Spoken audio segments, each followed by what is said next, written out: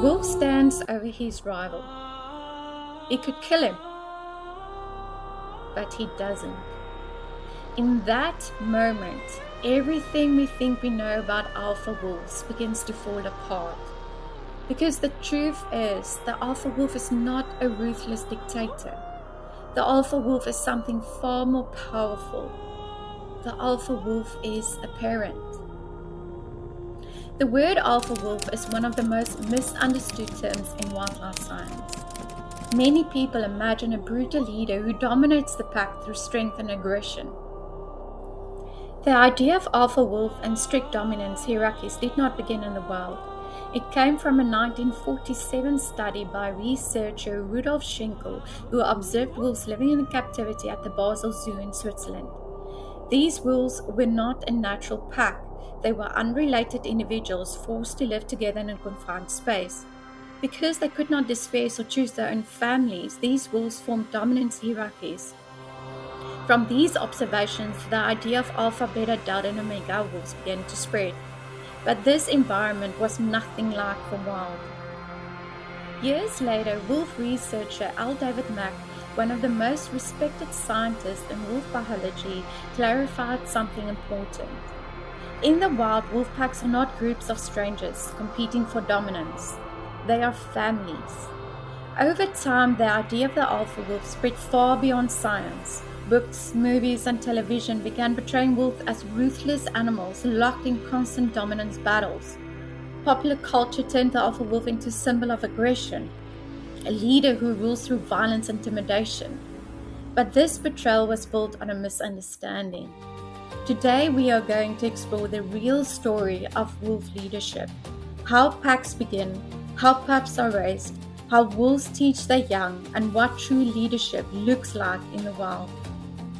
And by the end of this video, you may realize that wolves have far more to teach us about leadership, cooperation, and resilience than we ever imagined. Most wolf packs begin when two lone wolves meet in the wild. These wolves are usually dispersers, younger adults that have left their birth pack in search of a mate and territory. Wolves typically disperse around 1 to 2 years of age, sometimes traveling hundreds of kilometers. This movement plays a crucial role in maintaining genetic diversity and naturally reduces the likelihood of inbreeding. In healthy, connected populations, they avoid close breeding by leaving their birth group to find unrelated mates and establish new families. In the wild, reproduction is usually centered around the breeding pair, but this is not absolute. People often assume that only the alpha male and female will mate, yet long-term observations show that wolf social structure can be much more flexible. If a non-related wolf joins or is accepted into a pack, it may attempt to mate with females during the breeding season, as there is no close genetic relationship. However, whether this results in successful breeding depends on the pack's social dynamics. In many cases, the breeding pair maintains reproductive stability, with both the male and female playing a role in regulating access and preserving the bond that centers the pack. In some situations, more than one breeding relationship can occur within a pack, depending on conditions, relationships, and the individuals involved. This is why real-world observations can differ from simplified explanations of a single breeding pair. Wolves adapt to their circumstances, and their social structure reflects this flexibility rather than a rigid system. In rare cases where populations become isolated, such as Isle Royale National Park in Lake Superior, where wolves were cut off from the mainland when winter ice bridges stopped forming, limited gene flow can lead to inbreeding over time. When two unrelated wolves finally find each other, they may form a strong pair bond and establish a territory. This pair becomes the breeding male and female, the mother and father of the future pack. Sometimes something different can happen. A lone wolf may enter an established pack and over time rise into a leadership role. In other cases, a lone wolf may arrive at a critical moment, such as when a pack has lost the breeding wolf, and be accepted immediately, stepping into that role. One of the most powerful examples of this happened in Yellowstone National Park with a wolf known as 21. Wolf 21 displaced from the pack he was born into and eventually encountered the Druid Peak pack. At the time, the pack had lost his breeding male and was in a vulnerable state. Wolf 21 had no way of knowing this. He simply entered their territory. When he approached, he did not charge in with aggression. Instead, he displayed calm, confident behavior, and the pack responded. Rather than rejecting him, they accepted him. He stepped into the role of breeding male and formed a strong bond with the female wolf 42. Together they stabilized the pack and went on to lead one of the most successful and well-documented wolf families ever recorded in Yellowstone. Researchers have documented similar stories. For example, Wolf M93, known as the Old Grey Guy, crossed an ice bridge from Canada to Isle Royale National Park in 1997 and became the breeding male of a pack there. OR7, the famous dispersing wolf known as Journey, traveled more than 1,000 miles across Oregon and California before eventually forming a pack of his own. These stories show just how resilient and adaptable wolves are. Leadership usually comes from a breeding pair, but the roles are flexible. Either wolf may initiate hunts, guide travel, or make decisions depending on the situation. Wolf territories can range from 100 to 1,000 square kilometers, depending on prey availability. At the center of the pack are the parents and their offspring from multiple years. At its core, a wolf pack functions as a family. The parents guide, protect, and provide, forming the foundation that holds everything together. Modern research shows that wolf leadership is cooperative, flexible, and rooted in strong social bonds. It is built on teaching, support, and shared responsibility, not constant competition. Wolves typically breed once per year, usually in late winter. After mating, the female carries the pups for about 63 days, known as the gestation period. As birth approaches, she searches for a safe location to dig a den, often on hillsides, near forests, or close to water sources. Pups are usually born in spring. When the pups are born, the mother stays with them at the den while the father brings food back to the family. He works tirelessly to provide hunting whenever necessary, at dawn, dusk, during the day, and even at night when the opportunity arises. Wolves are naturally crepuscular, meaning they are most active at dusk and dawn, but they will adjust their activity to ensure the survival of the pack. Litter sizes average 4 to 6 pups, though they can range from 1 to 11. Pups are everything. They are the next generation, carrying the genetic future of the pack. Even though they are the lowest in the rank early on, everything shifts when they arrive. The entire family reorganizes around them. At birth, pups are incredibly vulnerable. They are blind, deaf, and weigh about 1 pound, 450 grams. For the first weeks of life, the den is their entire world. Their eyes begin to open around 10 to 14 days after birth, and at first all wolf pups have blue eyes. This does not last. By 6 to 10 weeks of age, their eye color gradually changes to yellow, amber, gold, or sometimes a light amber brown. Myth busted. When people see a wolf with bright blue eyes in photos or videos, it is usually a wolf dog, husky, or manipulated imagery, not a true wild wolf. Wolf pups do not stay in the den for long. Within a few weeks, they begin exploring the area outside, and the den becomes a rendezvous site, a safe place where pups remain while the adults hunt. As the pack moves, these sites may change. Even before they can hunt, pups begin learning about food. Adults regurgitate meat for them, gradually introducing them to prey and the scents of the wild. Learning to hunt takes time. At first, pups simply follow and observe. Over the months, they begin to participate, gaining experience with each attempt. By around 1 year of age, they are capable of hunting effectively with a pack. The mother wolf plays a critical role during the early weeks of the pups' lives. From the moment the pups are born, the mother begins teaching life lessons.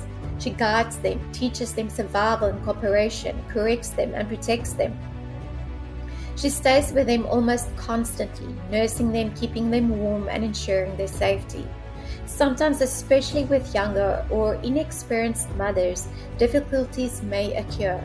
While raising their pups, they are still learning how to navigate the wild and may not yet have developed the strategies that experienced mothers possess. In some cases, a mother may move her pups between several den sites. This can happen to protect them from predators, parasites, flooding, or disturbances. Even in these situations, the mother continues to nurture, guide, and teach her pups from the very beginning. The instinct to protect and care is incredibly strong. While the mother guards the den, the father becomes the lifeline of the family. He ensures the pack continues to eat, sustaining both the mother and pups during the most vulnerable stage. His role extends far beyond providing. He is constantly aware of the world around him, patrolling the territory, reading the wind, and assessing potential threats to ensure the safety of the pack. But perhaps one of his most important roles is that of a teacher. He plays with the pups, allowing them to climb on him, jump on him, bite his ears, grab his neck, tuck his tail, wrestle and tumble. What may look chaotic is one of the most important stages of their development. Through play, he teaches bite control, coordination, strength, social boundaries, and even the final bite using in hunting. This is how knowledge is passed from one generation to the next. Adults show remarkable patience during this stage. What looks like play is actually training, preparing the pups for survival long before they ever face the reality of a hunt. The father is not only a provider, he is a protector, a teacher, and a steady presence shaping the future of the pack. In the northern wilderness of Yellowstone National Park, leadership did not begin with dominance. It began with a wolf known as simply Wolf 8. He was the smallest male in his litter, often pushed aside, frequently challenged, lower in rank, competing constantly for food. No one expected him to survive, let alone lead. But Wolf 8 carried something deeper than size: courage, persistence, and heart. Instead of reacting with constant aggression, he moved with awareness.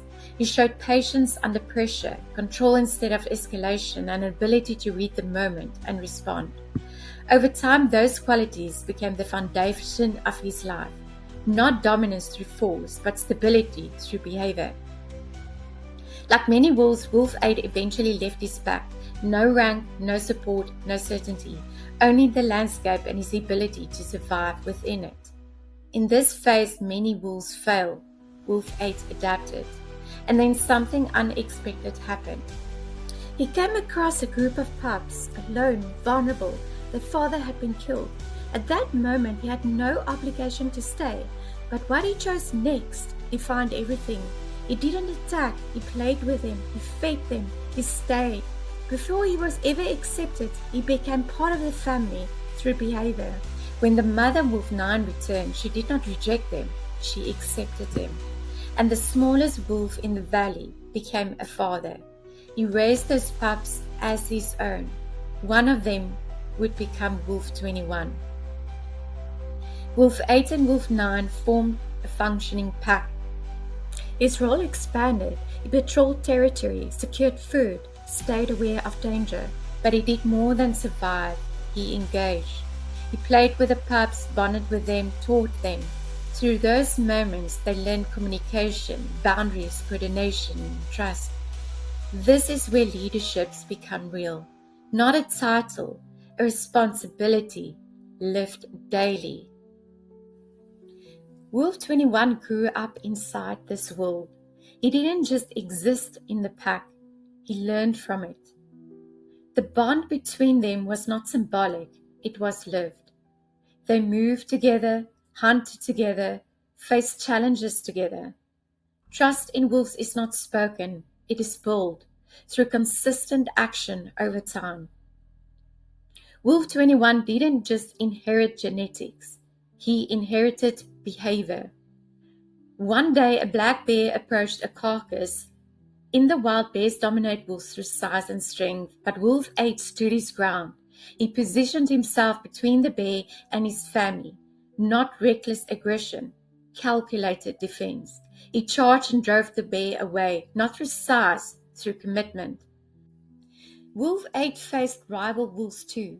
He fought when necessary, defended his territory, but he did not go further than needed.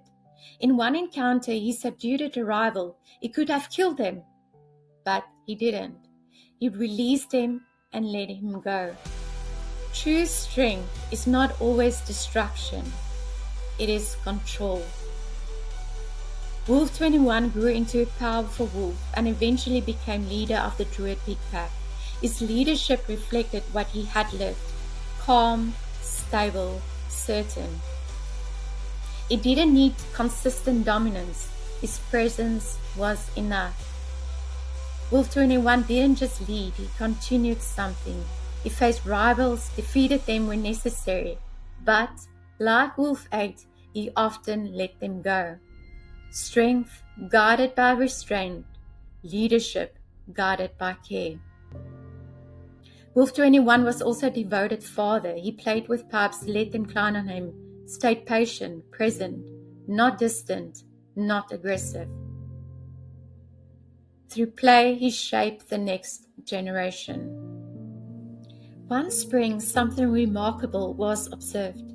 A young pup struggled to eat, weak, pushed aside, but Wolf 21 did something different.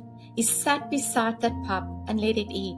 He spent time with him, again and again, without hesitation. A powerful wolf making space for the weakest. Wolves formed deep pair bonds. Wolf 8 and Wolf 9 built that foundation.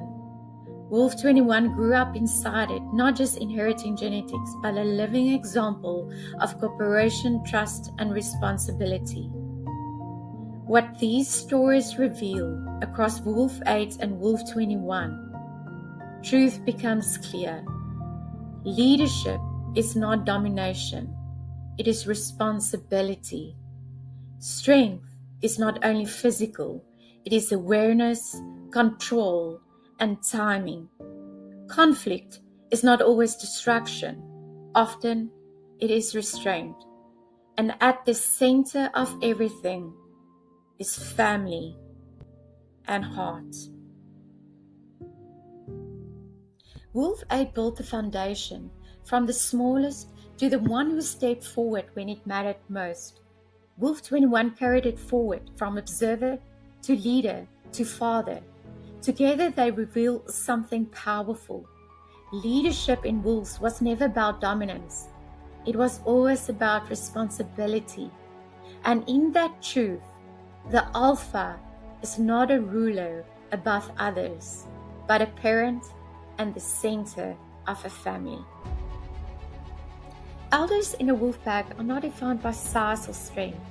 They are defined by something deeper: experience, memory, knowledge earned over time. In the wild, survival is consistent pressure. Wolves face harsh conditions, injury, disease, competition, and even apex predators are not invincible. They can be killed by elk, bison, bears, or rival wolves. Among these, territorial conflict remains one of the most serious natural threats. And today, there is another: human pressure. Hunting, trapping, habitat loss, persecution. When key members of a pack are removed, the effects ripple outward. A wolf pack is not just a group, it's a coordinated family system, and when that system is disrupted, survival becomes harder for every member. Within this reality, elders hold a crucial role. They carry knowledge that cannot be learned quickly, knowledge built over years of survival. Some wolves reach advanced age. For example, Yellowstone wolf 907F lived around 11 years, and in rare document cases, wild wolves have reached approximately 13.7 to 13.8 years. In protected populations like Yellowstone, where average lifespan is around 4 to 5 years, any wolf reaching double digits is exceptionally experienced. An elder wolf has lived through cycles: winter of scarcity, periods of abundance, territorial conflict, successful hunts and failed ones, pack growth and loss, changing environments.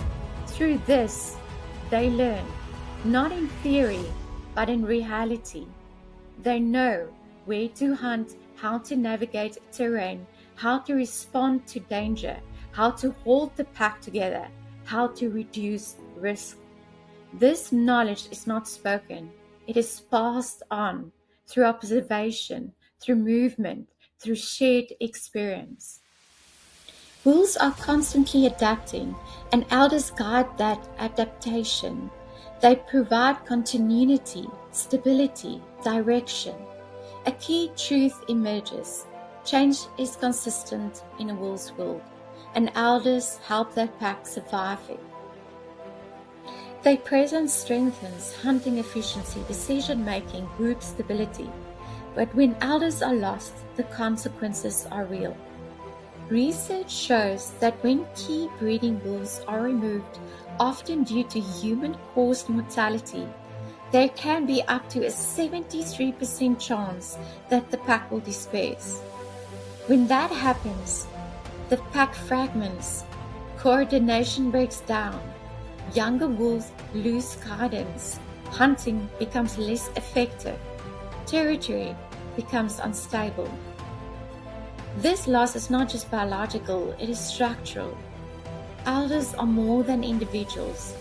They are teachers of survival, stabilizers of behavior, carriers of knowledge, links between generations. They are the living library of the wolf pack. The leaders of a wolf pack carry something remarkable: intelligence, awareness, emotional balance.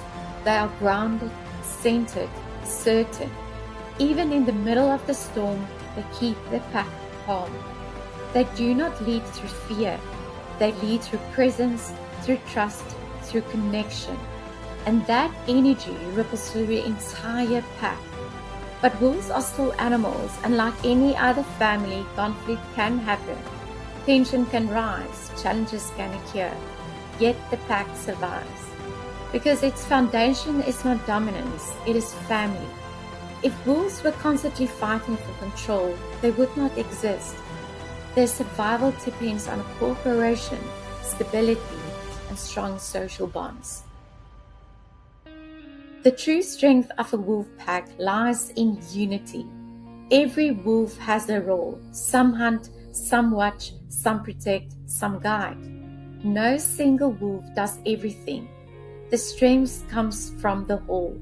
A true leader understands this. They observe, they listen, they know each individual. They recognize strengths, they understand needs, and they bring everything together, not into competition, but into alignment. This is where the lesson becomes clear. The same principle that guide wolf packs apply to human leadership. Strong systems are not built on fear. They are built on trust, cooperation, mentorship, emotional intelligence. Some of the most successful organizations reflect this. Different industries, same foundation. When we look closely, clear patterns emerge. Lead with stability. Know the strengths of your team. Build cooperation, not internal competition. Stay aware of your environment. Protect your people. Mentor the next generation. Lead with trust. The strongest leaders do not dominate. They create unity. They guide through uncertainty. They recognize the value of every individual. They build trust. They create stability. They strengthen the whole. And when a leader remains calm within the storm, the entire group becomes stronger. This is what wolves has shown us for thousands of years. Leadership was never about control, it was always about connection. And that may be one of nature's most powerful lessons. This is what it truly means to be the alpha within a wolf pack. True leadership is not about dominance. It is responsibility guided by a warrior heart. A real leader becomes the calm center in chaos, holding stability so others don't break. They read the environment, adapt to change, and act for the good of the whole, not the self. They recognize the strengths within their group and bring them into alignment, creating unity, not competition. They protect fiercely, especially the vulnerable, because the future depends on it. They lead through action. They teach, mentor, and set the standards through how they live. They practice restraint, understanding that true power lies in control, not distraction. They know when to stand firm and when to walk away. They carry pressure without passing it on. They build trust through consistency, presence, and time. And at the core of all it all is the warrior heart. Steady, aware, committed, driven to protect, to guide, and to hold everything together when it matters most. That is the real story of the alpha wolf. And perhaps it is also a lesson for us. And if we've misunderstood wolves for this long, maybe it's time we start listening differently. It's time we listen.